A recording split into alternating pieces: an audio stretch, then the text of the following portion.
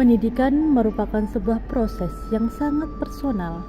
Pendidikan adalah membimbing murid untuk mandiri dan dewasa, sehingga menjadi manusia yang dapat memanusiakan manusia.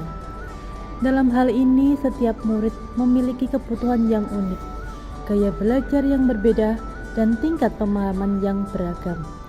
Dalam konteks ini, pendekatan pembelajaran berdiferensiasi muncul sebagai strategi yang efektif dalam menangani keberagaman tersebut. Untuk itu, perlunya kita mempelajari pembelajaran berdiferensiasi. Dalam hal ini, kami, Alia Ayundasari, Citra Amelia Sudiati, Mei Farida, Rizka Oktaviana, dan Suhaida akan memaparkan materi terkait pembelajaran berdiferensiasi. Oke, pada kesempatan ini kelompok kami akan membahas yang pertama mengenai pengertian pembelajaran berdiferensiasi, yang kedua ciri-ciri dan hal-hal yang perlu disiapkan dalam pembelajaran, dan yang ketiga yaitu contoh-contoh yang relevan. Baik, pada kesempatan yang baik ini izinkan saya untuk memaparkan pengertian dari pembelajaran berdiferensiasi. Pembelajaran berdiferensiasi merupakan pembelajaran yang menggunakan berbagai media pembelajaran untuk memenuhi kebutuhan individual peserta didik. Di sini, guru akan bertemu dan berinteraksi dengan siswa dengan tingkat pemahaman yang sebanding, sehingga siswa akan merasa tertantang untuk mengikuti pembelajaran. Pembelajaran berdiferensiasi ini dimaksudkan untuk memberikan pembelajaran yang sesuai dengan perbedaan dari peserta didik itu, sehingga guru nantinya akan memberikan pembelajaran yang sesuai dengan kemampuan mereka. Selanjutnya adalah unsur-unsur pembelajaran berdiferensiasi. Yang pertama adalah konten. Konten merupakan materi yang disiapkan oleh guru dengan menyesuaikan keberagaman siswa. Dalam pembelajaran berdiferensiasi, ada dua cara membuat konten pelajaran yang berbeda, yaitu yang pertama, menyesuaikan apa yang akan dipelajari oleh siswa berdasarkan tingkat kesiapan dan minat belajar siswa. Yang kedua, menyesuaikan bagaimana konten yang akan dipelajari itu akan diperoleh oleh siswa berdasarkan gaya belajar yang dimiliki oleh masing-masing siswa. Yang kedua adalah proses. Pada bagian ini, proses merupakan kegiatan yang disesuaikan dengan keberagaman dan kebutuhan siswa. Kegiatan yang dimaksud adalah kegiatan yang bermakna bagi siswa sebagai pengalaman belajarnya di kelas, bukan kegiatan yang tidak bermakna atau tidak berkolerasi dengan apa yang sedang dipelajarinya. Yang ketiga adalah produk. Guru merancang hasil belajar yang disesuaikan dengan keberagaman siswa.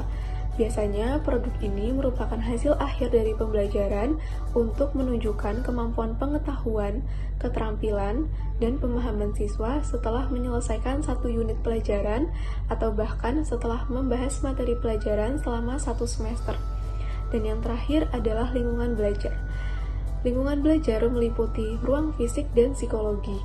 Guru dapat menyesuaikan kelas, struktur waktu, dan dukungan sosial. Baik, selanjutnya contoh keberagaman. Murid-murid yang memiliki kesulitan memahami bahasa yang digunakan di kelas karena ia murid yang baru pindah dari daerah lain. Murid-murid yang saat ini sedang berjuang keras untuk mencoba memahami apa yang diajarkan, namun karena adanya kesenjangan yang terlalu jauh antara apa yang ia mampu lakukan dengan apa yang sedang dipelajari, akhirnya ia tidak bisa membuat koneksi. Murid yang memiliki minat yang besar terhadap bidang tertentu. Melihat betapa luas keberagaman murid-murid, maka sebagai guru kita perlu berpikir bagaimana caranya kita dapat menyediakan layanan pendidikan yang memungkinkan semua murid mempunyai kesempatan dan pilihan untuk dapat mengakses apa yang kita ajarkan secara efektif sesuai dengan kebutuhan mereka. Ciri-ciri pembelajaran berdiferensiasi. Yang pertama, fokus pada siswa.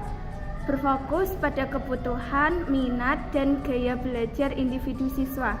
Yang kedua, fleksibel dan adaptif.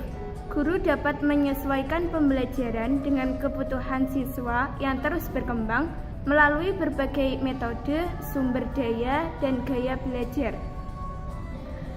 Ketiga, proses belajar berkelanjutan. Guru akan menilai pemahaman siswa dan menyesuaikan pembelajaran sesuai kebutuhan yang melibatkan siswa dalam penilaian diri dan refleksi. Yang keempat, fokus pada kualitas. Berfokus pada kualitas siswa, bukan jumlah tugas yang harus diselesaikan. Lingkungan belajar positif dan suportif. Siswa dapat mengambil risiko belajar dari kesalahan dengan tetap menghormati, kolaborasi, dan saling mendukung. Dan yang terakhir, berfokus pada hasil belajar. Berfokus pada apa yang ingin dicapai siswa, sehingga tujuan pembelajaran jelas terstruktur. Teori yang mendukung pembelajaran berdiferensiasi yakni teori konstruktivisme, yang dikenal sebagai pendekatan yang memandang bahwa setiap individu dapat membangun pemahaman serta pengetahuan mereka sendiri melalui berbagai pengalaman dan pengetahuan untuk memecahkan masalah yang dihadapinya. Adapun teori humanistik, teori ini bertujuan untuk menghasilkan hal baik bagi kemanusiaan supaya bisa mencapai aktualisasi diri dan membuat individu mampu mengenali dirinya sendiri. Peserta didik belajar mengarahkan diri sendiri sekaligus memotivasi diri sendiri dalam belajar daripada sekadar menjadi penerima pasif dalam proses pembelajaran. Contoh pembelajaran berdiferensiasi seperti pada video berikut. Dalam video tersebut, guru sudah mengelompokkan siswa sesuai dengan kesiapan dan kemampuan belajar, di mana guru membagi siswa menjadi 3 kelompok, yakni yang pertama, siswa yang baru mau berkembang, yang kedua, siswa yang sudah berkembang, dan yang ketiga, siswa yang sudah mahir. Masing-masing dari kelompok ditentukan melalui asesmen diagnostik yang dilaksanakan di awal pembelajaran.